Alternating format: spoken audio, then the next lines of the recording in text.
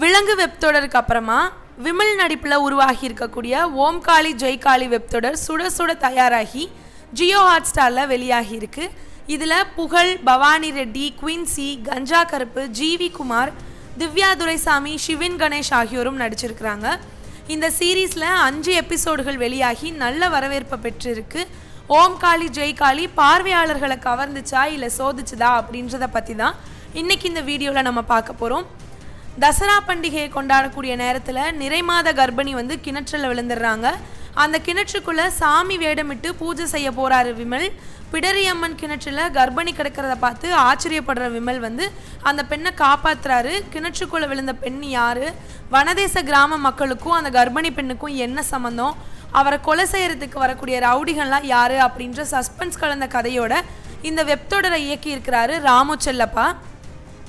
நடிகர் விமல், பவானி ரெட்டி, புகழ்னு எல்லாருமே தங்களோட கதாபாத்திரத்தை உணர்ந்து சிறப்பாகவே நடிச்சிருக்கிறாங்க. விமல்லாம் ஒரு படி மேலே போய் திருநெல்வேலி மாவட்டத்தை சேர்ந்தவராகவே வாழ்ந்திருக்கிறாருன்னு தான் சொல்லணும். தசரா பண்டிகையை வச்சு இதுக்கு முன்னாடி வந்த மகான், சுழல் 2 வெப்தொடர் இப்படின்னு எல்லாத்தையும் போலவே ஓம் காளி ஜெய் காளியும் பார்வையாளர்களுடைய கவனத்தை ஈர்த்திருக்கு. திருநெல்வேலி மாவட்டம் வனதேச கிராமத்தை சுற்றியே இந்த திரைக்கதை அமைச்சிருக்கிறாங்க. ரத்தம் தெறிக்க வரக்கூடிய முதல் கொலை சம்பவம்லாம் நம்மளுடைய நெஞ்சை பதற வைக்கிற அளவுக்கு இருக்குது.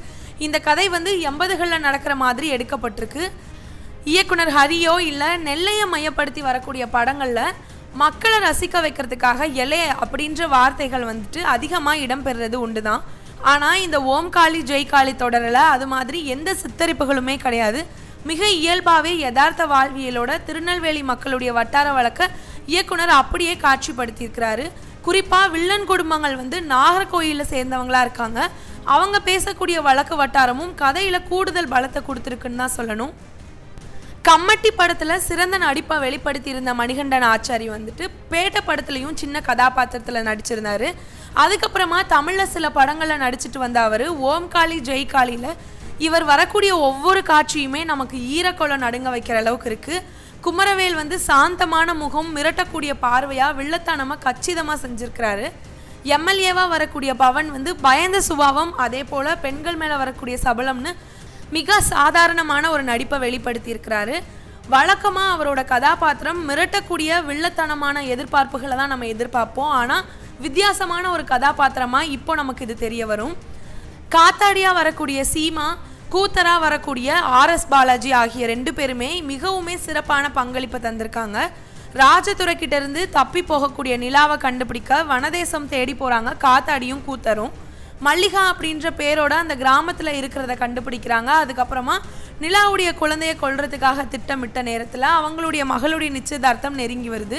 அந்த சமயத்தில் கூத்தர் இறந்தது கூட தெரியாமல் இருக்க காத்தாடி தன்னோட மகளுடைய நிச்சயதார்த்தம் நடத்துறதுக்கு முடியாமல் திணறிட்டு இருக்காங்க. கணவர் இறந்த செய்தி கேட்டதுக்கு அப்புறமா தம்மாபுரனையும் ராஜதுரையையும் வனதேச மக்களோட சேர்த்து பழிவாங்க துடிக்கிறாங்க.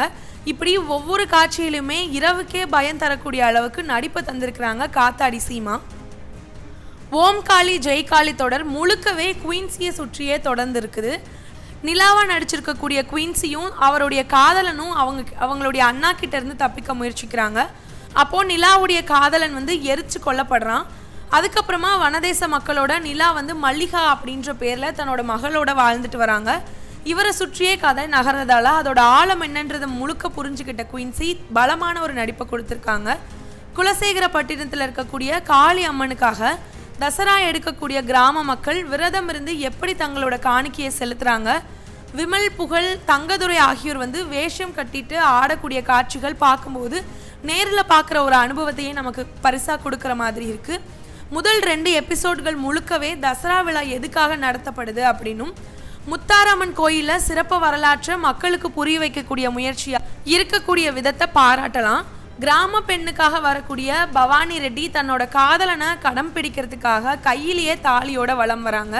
முத்தாரம்மனுக்கு வேஷம் போடக்கூடிய யாரும் சாதி பார்க்கறதில்ல அப்படின்னு, எல்லாரும் சமம் அப்படின்னு ஊர் பூசாரியாக வரக்கூடிய ஜிவி குமார் சம்மட்டி அடியாக அடிச்சிருக்கிறாரு.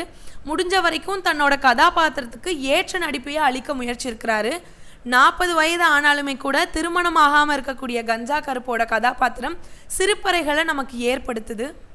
பொதுவாகவே ஒரு வெப் சீரிஸ் ஆர் படம் அப்படின்னா ப்ளஸ்கள் இருந்தாலும் சில மைனஸ் இருக்க தானே செய்யும். அந்த வகையில் ஒரு தெய்வீக சக்தி எல்லாரையும் ஒழுங்குபடுத்துது அப்படின்னு நம்ம நம்ப வைக்கிறதுக்காக மிகவுமே கடுமையாக முயற்சித்த போது கதை சில இடத்துல தடுமாறி இருக்கு. மூக்கனாக வந்திருக்கக்கூடிய புகழுடைய வெளிநாட்டு வேலையுடைய கனவு, அதுக்கு அவர் மதுவிலக்கு சபதம் எடுத்தாலுமே ஆர்.எஸ். சிவாஜியுடைய கூத்தருடைய மரணம் இல்லை அடுத்தடுத்த நிகழ்வுகள்னு எதுவாக இருந்தாலும் நிகழ்ச்சிகளுடைய இயற்கையான வரிசையையே அல்லது தெய்வீக அதிசக்தியையோ எதுவும் நியாயப்படுத்துகிற மாதிரி இல்லை. கிராம மக்கள் பழிவாங்கக்கூடிய காட்சிகள் ஒரு பக்கம் நடந்தாலுமே கூட இரத்த காட்சிகள் அதிகமாகவே இந்த இடத்துல இடம்பெறுறது கொஞ்சம் முகம் சுளிக்க வைக்கிற மாதிரியான விஷயத்தை ஏற்படுத்தியிருக்கு. மொத்தத்தில் விலங்கு வெப் தொடருக்கு அப்புறமா விமலுக்கு சிறப்பான ஒரு வெற்றியாகவும் இந்த ஓம் காளி ஜெய் காளி படம் அமைஞ்சிருக்குன்னு தான் சொல்லணும்.